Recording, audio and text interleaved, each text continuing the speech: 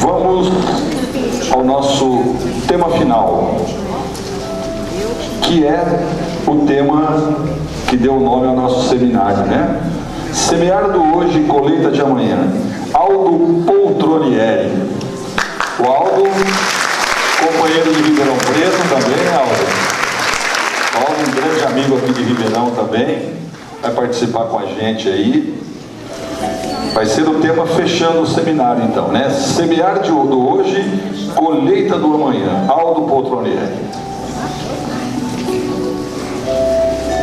Queridos irmãos, queridas irmãs, boa tarde. Que bênçãos nós estamos recebendo, né? Que maravilha essa oportunidade da nossa reflexão, as energias.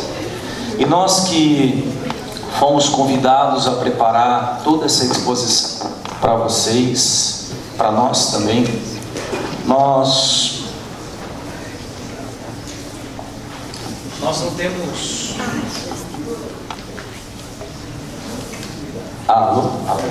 Nós não temos ideia como nós somos assistidos, né?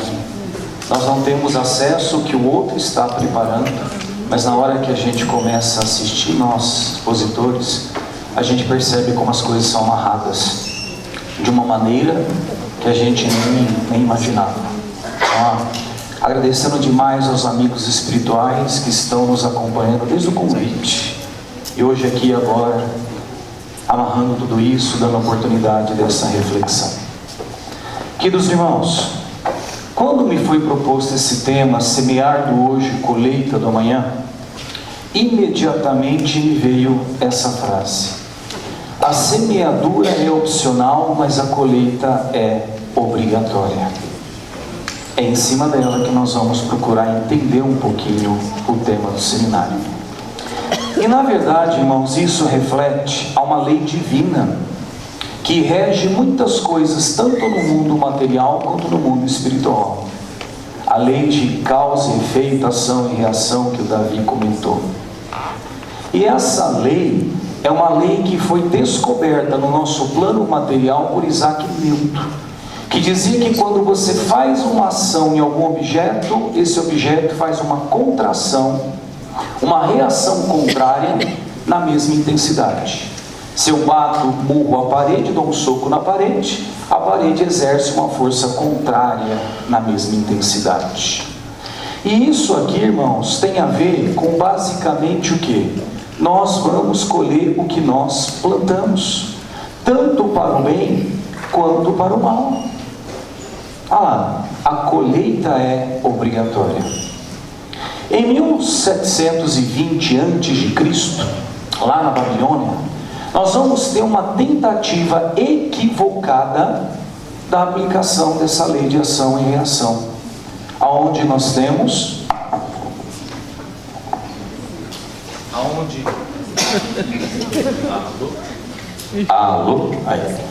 aonde nós tínhamos a pena de talhão. Talhão quer dizer dar o troco, desforra, retaliação. Aonde o criminoso deveria receber um castigo à altura do crime que ele cometeu. Era uma tentativa naquela época de evitar que as pessoas fizessem justiça com as próprias mãos. Mas, queridos irmãos, será que Deus quer isso pra gente? Olho por olho, dente por dente? É isso que Deus quer? É para isso a lei de ação e reação? Quando Jesus nos fala, dê a outra face, quando Ele pede, quem não tiver pecado, que atire a primeira pedra, quando Ele diz, perdoa 70 vezes 7, Ele está deixando claro que Ele não quer isso para nós. Mas Aldo, se é para perdoar sempre 70 vezes 7, passe então a impressão que não existe justiça, porque tudo tem que ser perdoado. Aí a gente sofre um pequeno erro, um equívoco, de achar que a justiça divina é igual à justiça humana. Só que a justiça humana, ela é imperfeita. E ela não é a mesma em todas as nações. Tem nações em que o aborto é liberado, em outras é crime. Tem nações onde o adultério é pago com a vida. Tem nações que aceitam a pena de morte e outros não. E a gente acha que talvez a justiça divina tem que ser igual à justiça humana, tem que ter uma consequência à altura da falta cometida. Só que a justiça divina, ela é perfeita. Ela não pune, ela não castiga, ela corrige, ela reeduca o espírito. Ela espera o tempo. Ela espera o tempo. Ela ensina segundo o grau de evolução de cada um. Irmãos, a justiça divina, ela não aplica a mesma reeducação ao mesmo crime. Cada caso é um caso. E nós precisamos entender isso, senão nós acabamos entrando num determinismo divino. Deus te fez reencarnar assim e não há nada que você possa fazer para mudar isso. Aí aqueles comentários: olha, se numa outra vida você matou alguém com um tiro, nessa vida você vai ser morto com um tiro. E só falta falar que a pessoa que você matou que vai te matar. Não é? Irmãos, Kardec perguntou: pode o homem mudar a ordem dos acontecimentos? Sim, pois o homem é construtor do seu destino, e de acordo com as suas disposições íntimas, pode tanto para melhor, quanto também complicá-lo. Tudo está em nossas mãos. A justiça divina virá para reeducação, não para castigo. E o que ela levará em conta na hora que ela vir para nos reeducar?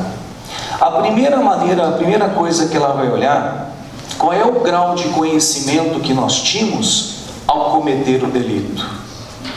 Uma mulher que tem conhecimentos, uma mulher cristã que aborta. Uma mulher que não tem nenhuma crença religiosa que aborta. As duas precisarão de reeducação. Mas será a mesma intensidade dessa reeducação? Não. A quem mais tem, mais será cobrado. A outra, talvez, se tivesse o conhecimento que a outra tinha, não teria cometido o crime.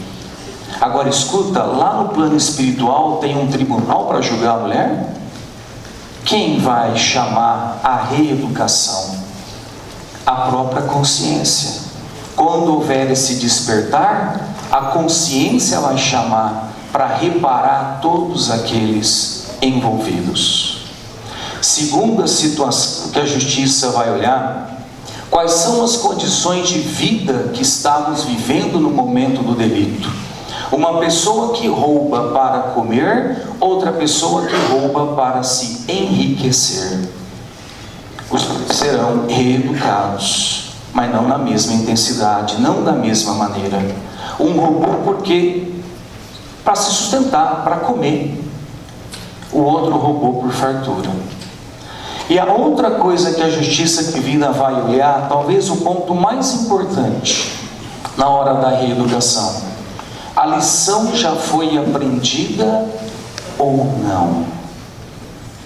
Porque a lei de causa e efeito, o objetivo dela não é castigar, é reeducar. A lição já foi aprendida. 2 soldados inimigos de nações diferentes desencarnam no campo de batalha, assassinaram vários irmãos, destino umbral. Séculos e séculos de sofrimento.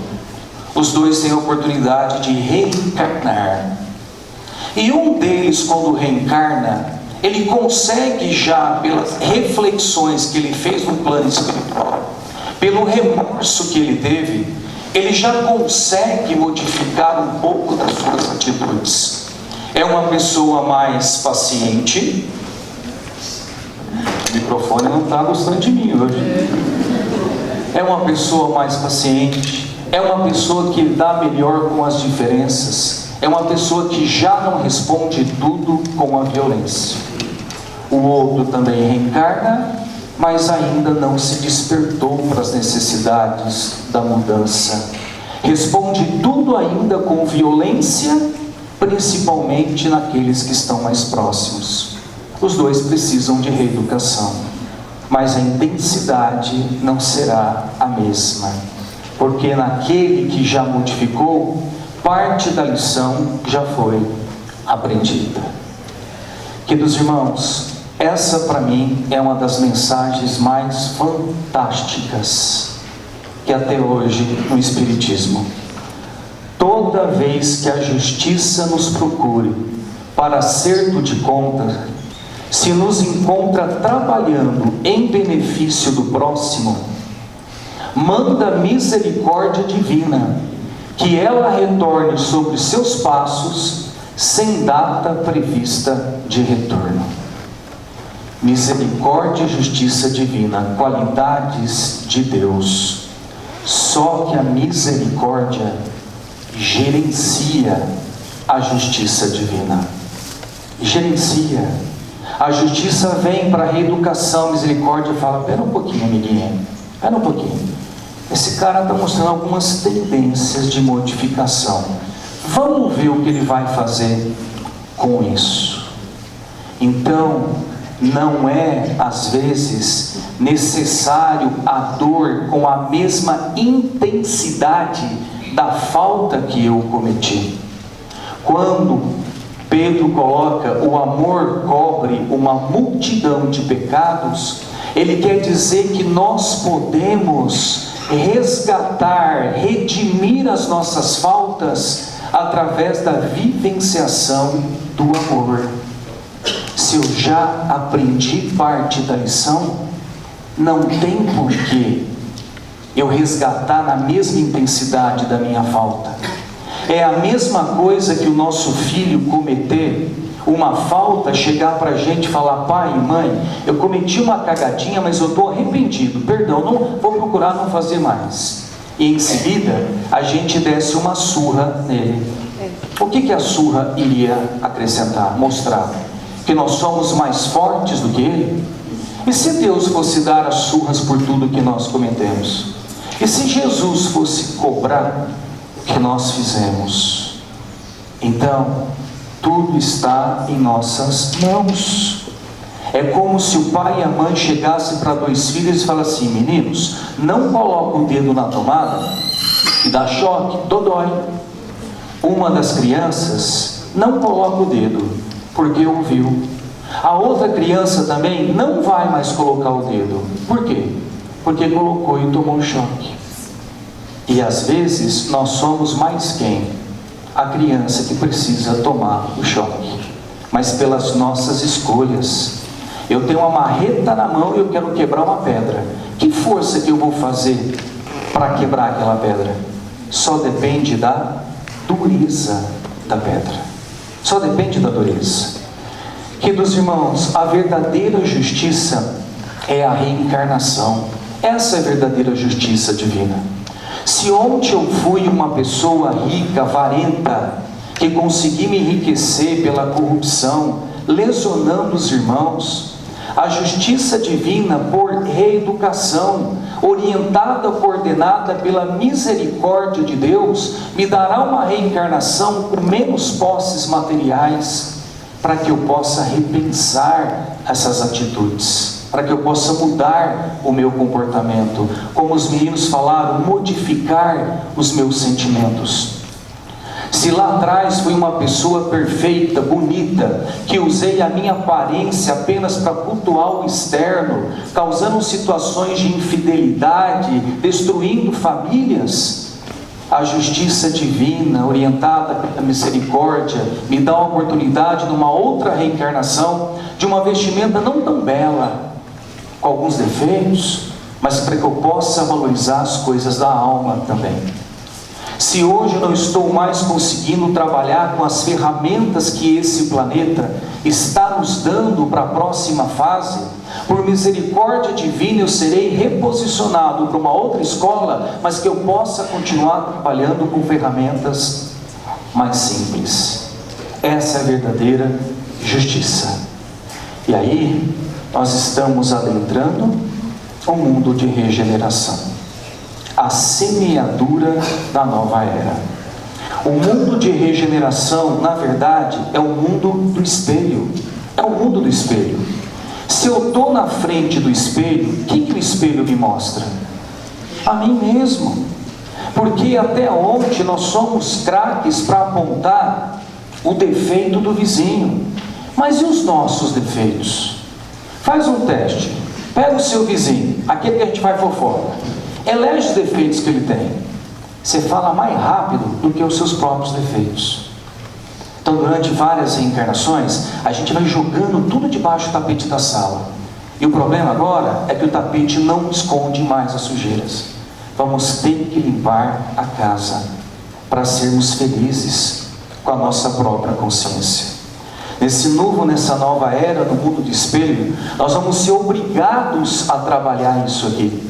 Conhece a ti mesmo.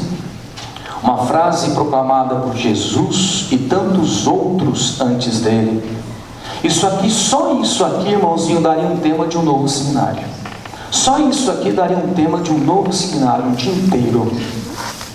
Porque conhece a ti mesmo. Gente, se eu não sei quem eu sou, as minhas mazelas, as minhas qualidades, como é que eu vou me modificar? O que eu sei, onde que eu vou trabalhar, se eu não sei quem eu sou?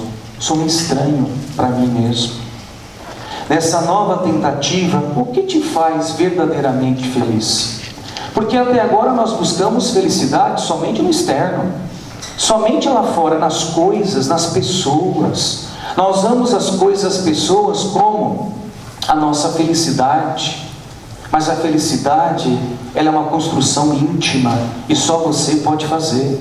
Às vezes nós somos cruéis justamente com aqueles mais próximos, exigindo que os outros nos façam felizes, exigindo que os outros ajam da maneira que nos agrada. Às vezes somos cruéis em relação a isso. Esquecemos que só você, só eu posso me fazer feliz, cultivar essa paz. Como falaram, nós não aceitamos as pessoas como elas são. Estamos a todo momento tentando modificá-las, porque é mais fácil apontar o outro do que ter que mexer no desconhecido que ainda sou eu. Queridos irmãos, a melhor semeadura do hoje. O título do seminário: Semear o hoje, colheita de amanhã. A melhor semeadura do hoje que todos nós devemos praticar: não adiar mais a nossa evolução espiritual. Não adiar mais. Assumir a nossa cota de responsabilidade perante a nós mesmos. Mas como que nós evoluímos? Perguntaram para Emmanuel: seria possível evoluir apenas no plano espiritual sem reencarnar? Ele responde: cada reencarnação é como se fosse um atalho na ascensão das estradas da vida. Lá no plano espiritual ele fala: você pode evoluir, mas muito lentamente. Lentamente. Reencarnar é um atalho. Irmãos, o que significa um atalho? O que é um atalho? O que é um atalho? É um caminho mais curto, mais rápido. É um caminho mais curto, é um caminho mais rápido. É um atalho. Irmão, quando o aluno vai na escola, o professor ensina a lição, como é que o professor sabe que o aluno aprendeu a lição?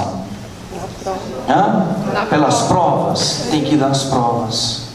Às vezes quando a gente, um dia que nós vamos desencarnar, quem sabe, se Deus querer uma passagem rápida pelo umbral, vamos a uma colônia espiritual. Nosso lar, tudo no nosso lar, meu sonho é para o nosso lar. Estou no nosso lar, e como é que você vai se comportar em nosso lar? De que maneira você vai se comportar? Você vai chegar lá implicando com todo mundo? Você vai tentar manter uma boa convivência, não é?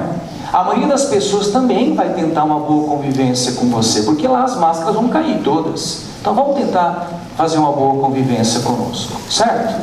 Aí eu vou assistir muitas palestras sobre o perdão. Olha, assisti uma palestra lá, Bezerra de Menezes sobre o perdão. Seminários, estou lá 50, 100 anos. Quantas coisas eu estudei sobre perdão. E parece que de tanto ouvir falar sobre isso, eu sei perdoar. Muito bem. Aí eu reencarno. Essa semana, fechada no trânsito, ao chegar em casa, como é que foi? a reencarnação mostra, às vezes a gente não sabe ainda muitas coisas, não conseguiu ainda muitas coisas. Então aqui vem mexer conosco, vem mostrar verdadeiramente o que tem dentro de cada um de nós, verdadeiramente. Irmãos, esse autor Mauro, esse livro, Como Aproveitar Sua Reencarnação, ele analisou a regressão de vida passada de 5.000 sessões de regressões de vida passada. Ele observou que a maioria dos pacientes ficavam durante séculos ou milênios, passando por provas do mesmo tipo, por não ter conseguido ainda libertar-se ou evoluir sob determinado aspecto. É como se fosse um aluno que repetisse a série anos a fio. Só que não são anos aqui, são séculos, são milênios. Queridos, nós estamos aproveitando a nossa reencarnação? Ou estamos usando todo esse conhecimento como uma espécie de comércio com Deus? Ó Deus, está vendo? Eu dei sopa ontem. Ó, está vendo? Eu fiz isso. Está vendo? Eu fui no centro. Não vai adiantar muita coisa se não modificou nada lá dentro. Se for só externo, não adiantou muita coisa. Não tira o mérito de você ter ajudado alguém, mas e a minha mudança? Foi tentar uma troca, uma barganha com Deus? O que estamos fazendo? E se é necessário nós semearmos a nossa evolução, a pergunta é como? Como semear essa evolução? Queridos irmãos, quando o professor ele ensina o aluno na escola, foi lá na escola com o professor que o aluno realmente aprendeu a lição? Não. Aonde que ele vai fixar aquela ajuda que ele recebeu do professor? Em casa, na tarefa? Ele vai colocar a bundinha lá na cadeira e vai fazer a tarefa? É lá que ele vai fixar? Queridos, Joana de Ângelo nos diz: evolução espiritual é treinamento. Evolução espiritual é treinamento. Educação é a repetição de hábitos. Treinamento. O nosso planeta Terra é uma grande escola. Todos nós estamos matriculados no ensino fundamental. Tem diferentes anos, desde a primeira série ao 9º ano, desde o primeiro ano ao 9º ano. Estamos matriculados. E se isso é uma grande escola, serão fornecidas o que para nós? Lições. Lições para o nosso crescimento espiritual. Lições que nós rotulamos apenas como problemas, dificuldades, coisas ruins. Mas são lições. Se você analisar a sua vida, desde que você tem consciência até hoje, pega os fatos mais marcantes que te impressionaram, o que a gente rotula como mais difíceis, mais desafiadores, mais chocantes. Eram lições dessa bendita escola, tentando me ajudar no treinamento. Olha como situações diferentes, às vezes externizam em nós, ou procuram em nós, o desenvolvimento de sentimentos. A discussão com o esposo ou com a esposa, o filho rebelde, a batida do carro, dando a oportunidade da gente treinar o desenvolvimento em nós do sentimento da paciência. Olha a situação, o bem que foi roubado, o eletrodoméstico que quebrou, a conta inesperada, dando oportunidade em nós do treinamento da busca do equilíbrio no momento de crise, do desapego material. O chefe, o amigo do trabalho, mal educado, a ofensa sem culpa, as fofocas dos parentes ou dos amigos, dando oportunidade de treinar em nós o perdão. Porque o fato é o seguinte: ninguém vai saber perdoar, aprender a perdoar, se não passar por situações que cobrem o perdão.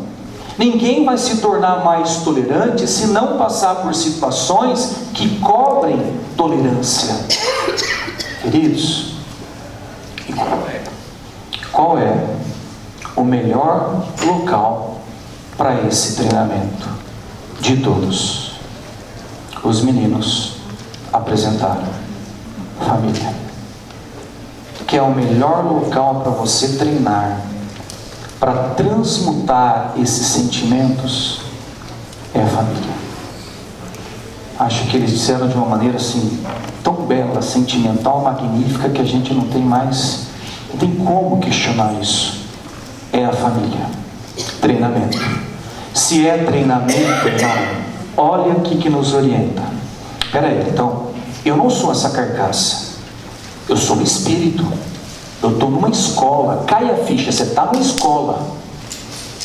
Então, se eu sou esse espírito, da próxima vez que uma situação difícil acontecer, antes de agir, pare e pense. Quem são essa situação que quer me dar a oportunidade de treinar?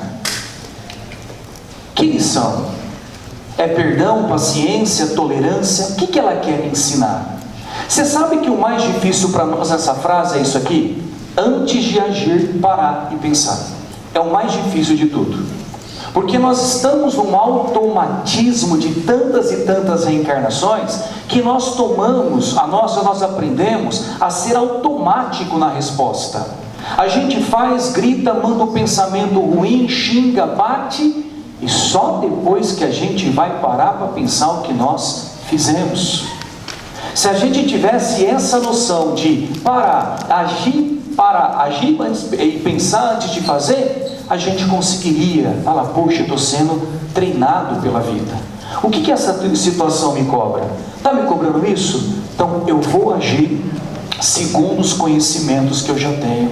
E nós temos bastante, irmãos, muito conhecimento. Falta a gente começar a aplicar em nossas vidas. Aí você fala assim, mas Aldo, eu não tenho vontade de perdoar aquela agressão, o cara pisou no meu pé. Mas você já tem o conhecimento. Se permita pelo menos analisar como é o outro lado, porque a gente acaba criando um preconceito. Não, tem que reagir assim. Mas escuta, você já agiu diferente disso? Ao invés de você gritar, dar o troco, você resolveu fazer diferente para sentir? Qual dessas duas bebidas você gosta mais? Como é que você pode julgar que você gosta dessa só experimentando essa? Experimenta a outra também e faz a sua análise. E à medida que eu vou no local da agressividade, agindo de uma maneira diferente, no local da impaciência, eu vou agindo de uma maneira diferente, sabe o que vai acontecendo? Eu vou coletando pequenas gotas desse fruto da minha tentativa de mudança. Puxa, em casa eu cheguei, eu não fui estúpido como eu era, eu reuni todo mundo no meio da mesa lá, em volta da mesa, em vez de gritar e espernear, eu chamei todo mundo para conversar, eu agi diferente. Sabe com quem que eu fiquei muito satisfeito? Comigo mesmo. Porque eu olho para dentro e falo assim, puxa vida, estou conseguindo algo novo em mim, estou conseguindo me transmutar. E à medida que a gente vai treinando, porque conhecimento nós já temos, nós já sabemos o que nós precisamos fazer. E à medida que a gente vai treinando, aquilo que era uma coisa que eu não estava sentindo fazer, de tanto treinar, vai nascendo dentro de nós um novo sentimento, e vai mostrando que isso é bom. E aquilo que eu tinha que pensar para agir, quando se torna parte verdadeiramente do meu espírito, eu não preciso mais pensar. Vão pisar no meu pé, e eu nem vou precisar perdoar. Sabe por que eu não vou precisar perdoar? Porque não é mais agressividade para mim. Eu olho no outro como um irmão em evolução. Todos nós estamos em construção, e é lógico que em construção, alguém acaba jogando areia nos nossos olhos, a gente deixa cair o tijolo na cabeça do outro, porque todos nós estamos em construção, e às vezes não é de propósito. É necessário a gente buscar essa mudança, o treinamento. Ninguém aprendeu a andar de bicicleta sem ralar o joelho. Mas só anda porque, apesar de todos os tombos, montou na bicicleta e tentou novamente. Uma pessoa que toca piano de maneira magnífica hoje, não começou sem incomodar os vizinhos, mas não desistiu. A bailarina que dá passos magníficos, tira a sapatilha e olha os dedos dela, calejados de tanto tentar. Então, evolução espiritual é treinamento. Nós está no nosso inconsciente várias personalidades que nós tivemos em outras reencarnações. Os arquétipos que Joana de Ângeles diz tanto. E essas personalidades que eu fui e que está no meu inconsciente, apesar de eu não lembrar vividamente delas, elas escolhem por mim. Elas agem por mim muitas vezes sem ter a consciência disso. O ser violento, o ser intolerante, preconceituoso que eu sou ainda hoje, são esses personagens, esses arquétipos falando ainda em mim.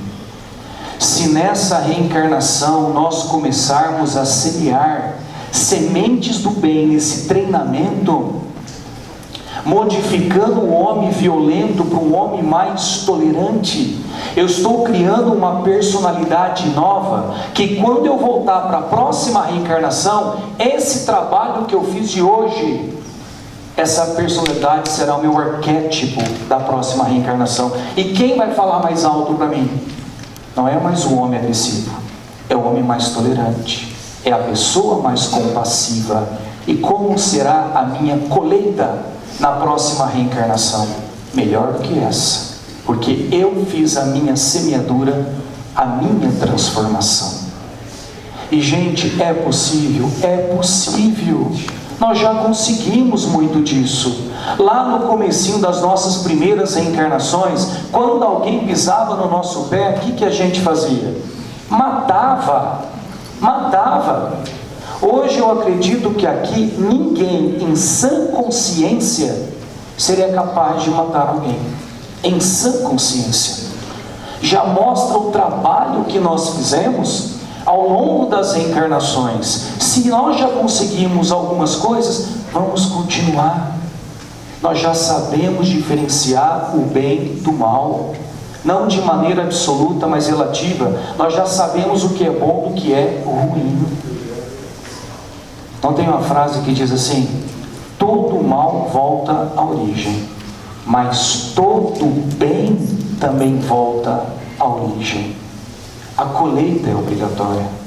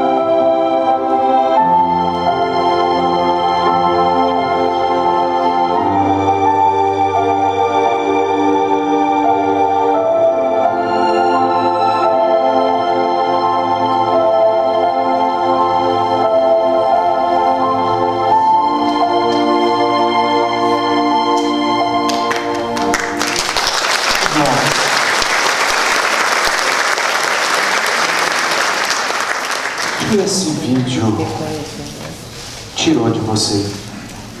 O que esse vídeo te fez sentir? Sentiu alguma coisa? É sinal que o seu self, sua essência divina, está gritando dentro de você. Você pode, você quer, você precisa. Vem, meu filho, vamos fazer as transformações. E vamos começar agora, dentro de você mesmo. É como se Deus estivesse dizendo assim para nós nesse vídeo: meu querido filho, você não está isento de se ferir com os espinhos da semeadura que você vai fazer. Só que você tem todo o direito de colher os frutos daquilo que você plantou. Se não nessa, mas com certeza em outras reencarnações. Essa imagem que está aqui é uma imagem que resume, acho que tudo que nós conversamos. Está aqui toda a essência do que nós refletimos. Gente, a borboleta é a lagarta, é a transformação da lagarta. Dentro da lagarta já existia uma essência da borboleta, latente, parada. A borboleta é a fase angelical da lagarta. E a cena talvez mais impactante dessa imagem, para nós, o mais importante, é que você observa o que tem aqui no meio. O que é isso aqui? É o casulo. Quem fez a lagarta virar borboleta?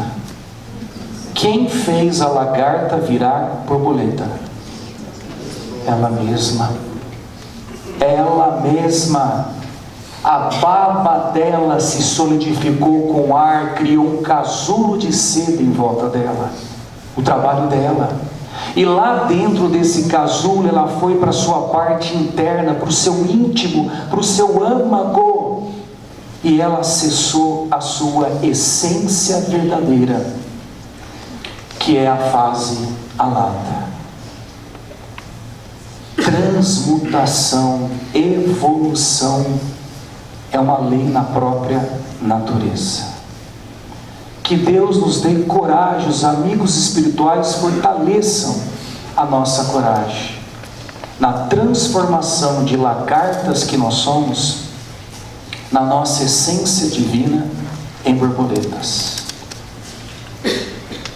Consegue imaginar o que é isso para um espírito? Lagarta chegar à borboleta. A lagarta, ela só tem o mundo da folha. Ela sabe o que é a folha, uma formiguinha que passou, está chovendo, está sol, só isso. E quando ela transmuta para a borboleta, ela tem acesso a quê? A tudo, a todos os lugares que ela quiser. Obrigado, irmãos, pela paciência.